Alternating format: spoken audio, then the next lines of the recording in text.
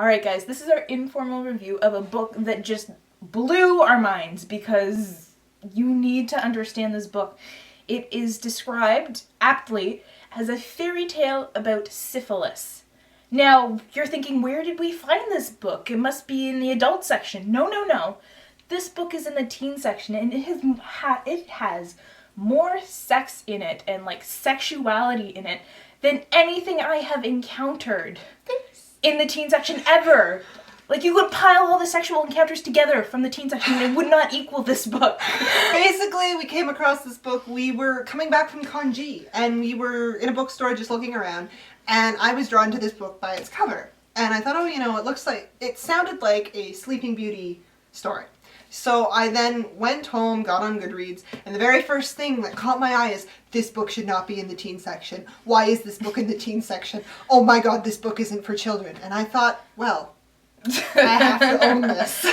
So she's like reading it and she's like texting me like, oh my god, this is happening and this is happening and this. I'm like, fine, I will get my hands on this book, and I read it before she did. But okay, so what happens in this book?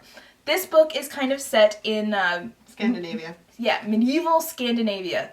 And what is happening is there's this girl, she's a seamstress in the palace, and she accidentally like pricks the queen with a needle, and the queen's like a little woo. So she ends up getting fired and turned into just like a regular maid. And then there's also this woman who's kind of sort of a slave. She used to be a slave for sure, but she's kind of like, her position's up in the air now. And she's taking care of the royal kids. Now the royal kids are dying from some kind of, I think they call it the lunacy morbis. Yeah. And it's just some unknown disease where their kids are all born really weak. They're pretty much always bedridden. The king's kind of like got some kind of stomach something. And the queen's just like, woohoo. With all that, basically what's going on is this court has had a lot of bad luck. The beginning of the book, the first daughter is going to be married off to a Swedish guy, and she dies in the wedding chamber. And they're not exactly sure what she died of, and they think, oh, maybe she's been poisoned. So there's a lot of intrigue going on in this court, and it's just not a pleasant place to be at. Like, this entire book, it's just very, very dark and very, very uncomfortable. Yeah, like, just everybody is sick and has this, like, you want to wash yourself after reading this book. You feel really dirty. Like people just have syphilis, and they're just like talking about people on the toilet, and it's like great honor to be wiping the king's ass, literally. And I think that is definitely one of the things that intrigued me about this book, is especially in the teen section, when you're dealing with royal families and princesses, it's always the hoo, I'm a princess. Oh, everything kind of sucks, but I'm still a princess.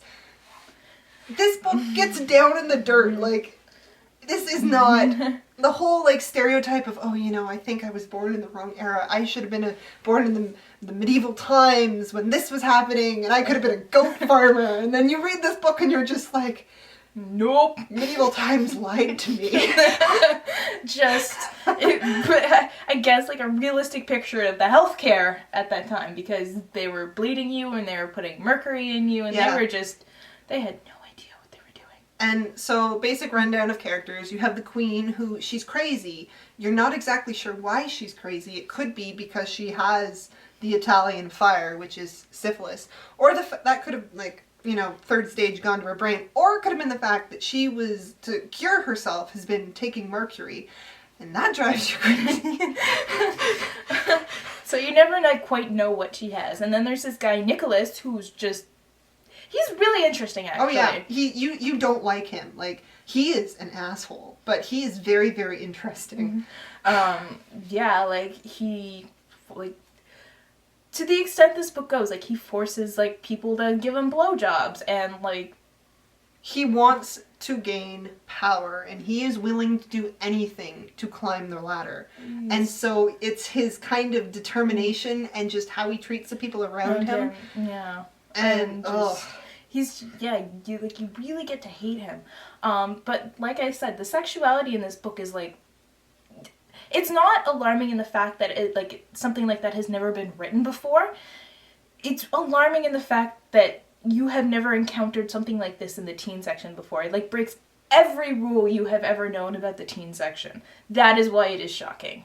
And when we thought about it, it was kind of interesting because the sexuality in this book isn't like, oh, yeah, it's so great to be having sex. It's like, sex is really portrayed as, like, dirty and just, you know... It's not like a build up to a romance. It's just something that happens, like going to the washroom or like having to puke. Which is definitely interesting because that's one of the things in teen fiction that it's kind of, if it's talked about, it's put on this pedestal. Like, this is the culmination of where your relationship is going. It's something that's kind of almost sacred. And in this, it's along the lines of, people are sleeping with one another because they're bored, because they're being forced to, or because they have nothing left to do. Or because it's their job and they need to pump out children. Like, it's very interesting. And, like, if this book had been... If we had found this book in the fiction section, we probably wouldn't be so... oh my god about it. Yeah, because you find that stuff over there. Definitely. But, in, like... in the teen section, this is, like, groundbreaking. This is just, like, what have we been doing all this time? And just, it's to the point. Like, this is what's happening... and this is what has happened before. Take it or leave it. The other, like, it's really, really well written. Like, it's very, very well written. The prose is just amazing. It's great because it's such a disgusting, dirty topic, but written so prettily. And they have, like, nice little, like, well, they're not really nice, but they have, like, fairy tales. Oh my god, the fairy tales. They're really twisted, and they're in the middle, and when you really, like, when you read them by themselves, you're kind of like, I don't really know what this is trying to say, but then you apply them to what happens next in the book, and it makes a lot of sense, and you can kind of see what the point was of them, but they were kind of dark as well. This book is definitely well thought out. Like, it's definitely planned, and it's beautifully written, and it's beautiful in how it's bound. Like, what I really loved were, like, the book has sections, and each section kind of has this, like, really fancy thing. The characters were interesting. One of them was a real... oh man, the two main characters. The slave woman was just a bitch all the way through this novel to the other girl, and the other girl's like, I kind of want to be friends, and then every time she tries to be friends, the woman's just like, nope, go screw yourself, you're just, get out.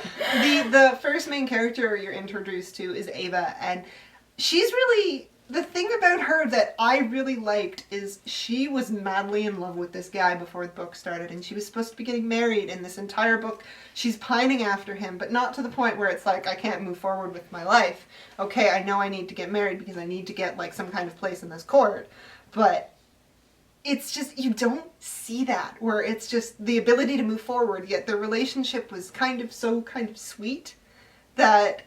she just can't get past. Yeah. And it's kind of like her goal for the future, like, obscurely. Like, she's like, I gotta deal with all this shit, but if I had a choice, this is what I'd be doing with my life. And then, yeah. Oh, man. Okay, so we're gonna probably, I guess, wrap this up. I mean, I really enjoyed it. Would I read it again? Maybe in, like, 10 years? It's very kind of heavy. So this is definitely one where you're reading it and you're like, oh man, I've read so much. Oh man, I've read 30 pages. It's like, definitely, if you really like period pieces, this is one for it. This is one for you. It's good. It's a little bit... it slows down in the middle a little bit, but by the end of it, you're really satisfied. Yeah. So we would recommend checking this out, especially if you're a fan of teen books and just want to break every rule you've ever run into. And if you read this book, please tell us what you think about it. Because we're almost at the point where we don't know what to think anymore. Yeah. All right. A fairy tale about syphilis. Literally. Who would have thought? All right. So we will see you guys next week, and just bye, guys.